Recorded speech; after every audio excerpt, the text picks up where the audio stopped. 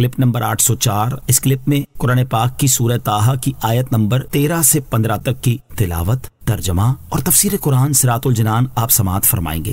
بسم اللہ الرحمن الرحیم۔ ترجمہ: اللہ کے نام سے شروع جو نہایت مہربان رحمت والا ہے۔ وَأَنَا اخْتَرْتُكَ فَاسْتَمِعْ لِمَا يُوحَىٰ۔ ترجمہ: اور میں نے تجھے پسند کیا تو اب اسے غور سے سن جو وحی کی جاتی ہے۔ وَأَنَا اخْتَرْتُكَ، اور میں نے تجھے پسند کیا۔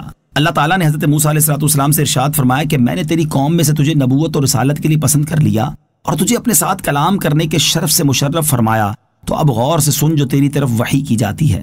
حضرت موسیٰ علیہ السلام کی اس فضیلت کا ذکر ایک اور مقام پر صراحت کے ساتھ بھی موجود ہے، چنانچہ ارشاد فرمایا: یا موسیٰ ان اصطفیتک علی الناس برسالاتی وبکلامی فخذ ما آتیتک وکن من الشاکرین۔ اے موسیٰ، میں نے اپنی رسالتوں اور اپنے کلام کے ساتھ تجھے لوگوں پر منتخب کر لیا، تو جو میں نے تمہیں عطا فرمایا ہے اسے لے لو اور شکر گزاروں میں سے ہو جاؤ۔ نیز حضرت موسیٰ علیہ السلام نے جو ندا سنی اس کی کیفیت کے بارے میں ایک قول یہ بھی ہے کہ آپ علیہ السلام نے یہ ندا اپنے بدن کے ہر جز سے سنی اور سننے کی قوت ایسی عام ہوئی کہ پورا جسم اقدس کان بن گیا۔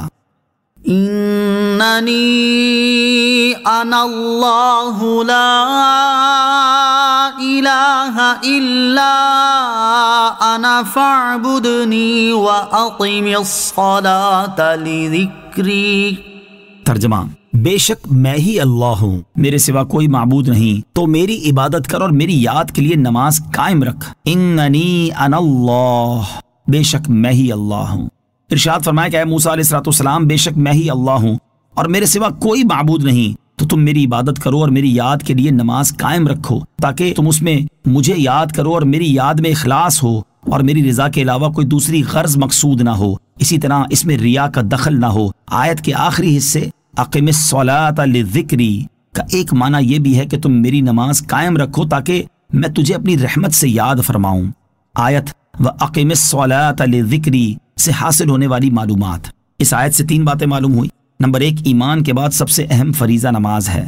نمبر 2، نماز کی ادائیگی اخلاص کے ساتھ اللہ تعالیٰ کی رضا حاصل کرنے کے لیے اور اللہ عز و جل کی یاد کے لیے ہونی چاہیے، نہ کہ لوگوں کو دکھانے کے لیے۔ نمبر 3، نماز ادا کرنے والے بندے کو اللہ عز و جل اپنی رحمت کے ساتھ یاد فرماتا ہے۔ ان الساعة آتیۃ اکاد اخفیہا لتجزا کل نفس بما تسعی۔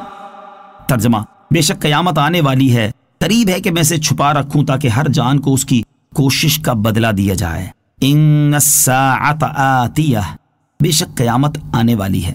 اس آیت کا خلاصہ یہ ہے کہ بے شک قیامت لازمی طور پر آنے والی ہے، اور قریب تھا کہ اللہ تعالیٰ اسے سب سے چھپا کر رکھتا اور یہ فرما کر بندوں کو اس کے آنے کی خبر بھی نہ دیتا کہ بے شک قیامت آنے والی ہے، یعنی لوگوں کو اس بات کا علم ہی نہ ہوتا کہ کوئی قیامت کا دن بھی ہے، اور اگر ایسا ہوتا تو لوگ بالکل ہی غفلت و لا علمی میں مارے جاتے۔ لیکن اس کے برعکس انہیں قیامت آنے کی خبر دی گئی ہے، جس میں حکمت یہ ہے کہ لوگوں کو معلوم ہو جائے کہ ہر جان کو اس کے اچھے برے اعمال کا بدلہ دیا جائے گا۔ البتہ اس کے ساتھ انہیں متعین وقت نہیں بتایا گیا کہ وہ بھی کئی اعتبار سے اکثر لوگوں کے لیے غفلت کا سبب بن جاتا، لہٰذا اس کی جگہ بغیر معین وقت بتائے محض قیامت کی خبر دے دی، تاکہ اس کے کسی بھی وقت آنے کے خوف سے لوگ گناہوں کو ترک کر دیں، نیکیاں زیادہ کریں اور ہر وقت توبہ کرتے رہیں۔ موت اور قیامت کا وقت چھپائے جانے کی حکمت۔ یاد رہے کہ اس آیت میں یہ تو بتایا گیا ہے کہ قیامت آئے گی، لیکن یہ نہیں بتایا گیا کہ کب آئے گی۔ اسی طرح دیگر آیات میں یہ تو بتایا گیا ہے کہ ہر جاندار کو موت آئے گی، لیکن یہ نہیں بتایا گیا کہ کب اور کس وقت آئے گی۔ اس سے معلوم ہوا کہ قیامت اور موت دونوں کے آنے کا وقت بندوں سے چھپایا گیا ہے، اور ان کا وقت چھپانے میں بھی حکمت ہے۔ جیسے قیامت آنے کا وقت چھپانے کی جو حکمت اوپر بیان ہوئی کہ لوگ اس وجہ سے خوف زدہ رہیں گے اور گناہ چھوڑ کر نیکیاں زیادہ کریں گے اور توبہ کرنے میں مصروف رہیں گے، یہی حکمت موت کا وقت چھپانے میں بھی ہے۔ کیونکہ جب کسی انسان کو اپنی عمر ختم ہونے اور موت آنے کا وقت معلوم ہوگا تو وہ اس وقت کے قریب آنے تک گناہوں میں مشغول رہے گا، اور جب موت کا وقت آنے والا ہوگا تو وہ گناہوں سے توبہ کر کے نیک اعمال کرنے میں مصروف ہو جائے گا، اور اس طرح وہ گناہوں کی سزا پانے سے بچ جائے گا۔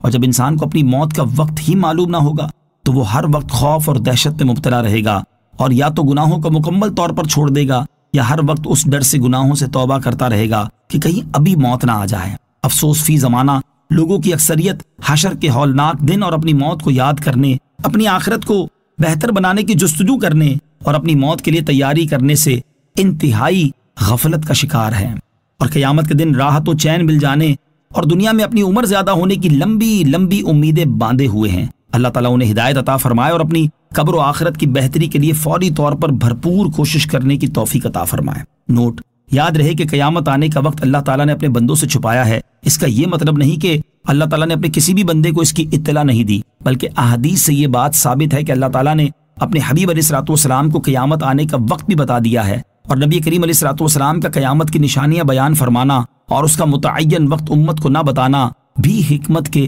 پیش نظر ہے۔ صلو علی الحبیب صلی اللہ تعالی علی محمد صلی اللہ تعالی علیہ وسلم۔ مجھے اپنی اور ساری دنیا کی لوگوں کی اصلاح کی کوشش کرنی ہے انشاءاللہ عز و جل۔